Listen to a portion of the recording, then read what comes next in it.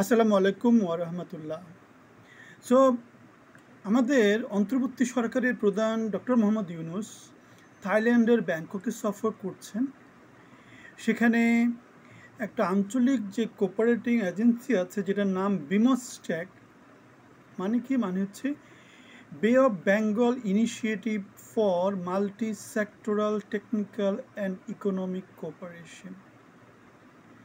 মানে এই এলাকার যে বে অফ বেঙ্গল কেন্দ্রিক যে দেশগুলো আছে সেগুলোকে নিয়ে একটা সংগঠন, যারা নিজেদেরকে নিজেরা কি করবে, বাণিজ্য এবং টেকনোলজিক্যাল নানা কিছুতে একে অন্যকে হেল্প করবে, বঙ্গোপসাগর কেন্দ্রিক যে দেশগুলো আছে।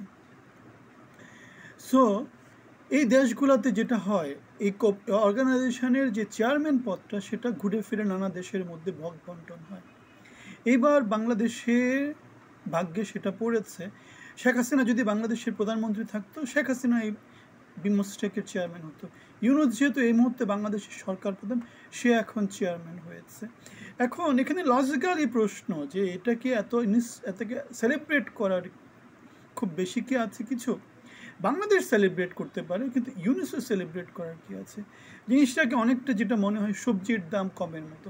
যদি এমন হতো যে বাংলাদেশের আইনশৃঙ্খলা পরিস্থিতি ভালো হয়েছে, যদি এমন হতো যে বাংলাদেশ বিশাল বড় একটা ইনভেস্টমেন্ট ডিল পেয়েছে, যদি এমন হতো যে বাংলাদেশে কেউ একজন বিশাল একটা টেকনোলজিক্যাল হাব বানিয়ে দিচ্ছে, যদি এমন হতো যে বিমস্টেকের আঞ্চলিক যেই হেডকোয়ার্টার সেটা বাংলাদেশে হচ্ছে, সবাই বাংলাদেশে আসতেছে, আসার ফলে যেটা হচ্ছে বাংলাদেশের সাথে নানা রকমের নেগোসিয়েশন হচ্ছে, আলটিমেটলি হাই প্রোফাইল মিটিং হচ্ছে, নানা কিছুতে বাংলাদেশ ইনভলভ হচ্ছে, রিজিওনালের মধ্যে বাংলাদেশের ইম্পর্টেন্স বেড়ে যাচ্ছে, তাহলে একটা ব্যাপার ছিল।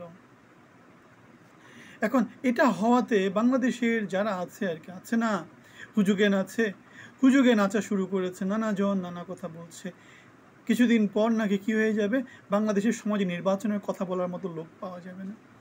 আরে ভাই, আওয়ামী লীগ বিএনপি মিলে বাংলাদেশের মোটামুটি 12 কোটি মানুষ হচ্ছে গিয়ে কি একটা দল কেন্দ্রিক, ইলেকশন কেন্দ্রিক রাজনীতি করে। জামাত হয়তো বা এই মুহূর্তে সুবিধাবুদ্ধি পজিশনে আছে, তারা হয়তো বা ইলেকশন চাবে না, কেননা ইলেকশন না হলে তারা কি হচ্ছে, তারা ক্ষমতার ভাগ বরং বেশি করে পায়। কেন তারা সরকারে এখন বড় ভূমিকা রাখছে, সরকারের বাইরে নানা জায়গাতে নানা ভূমিকা রাখছে, দলকে গুছাতে পারছে, নানাভাবে তারা শক্তিশালী হচ্ছে।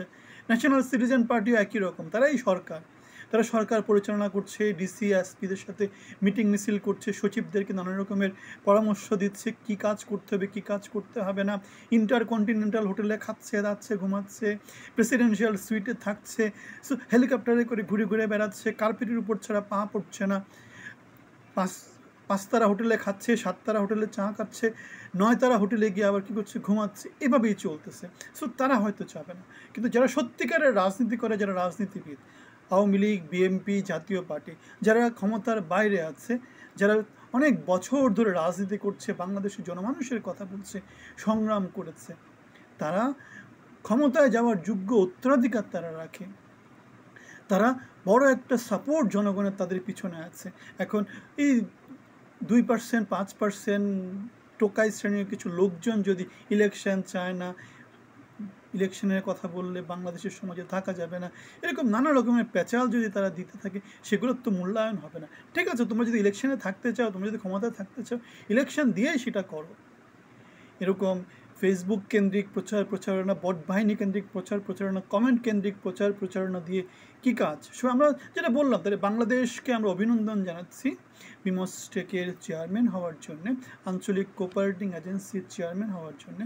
সুতরাং সেখানকার যারা এখন সদস্য রাষ্ট্র, তাদের সাথে বাংলাদেশের এখন নানা রকমভাবে দ্বিপাক্ষিক নানা রকম আলোচনা হতে পারে।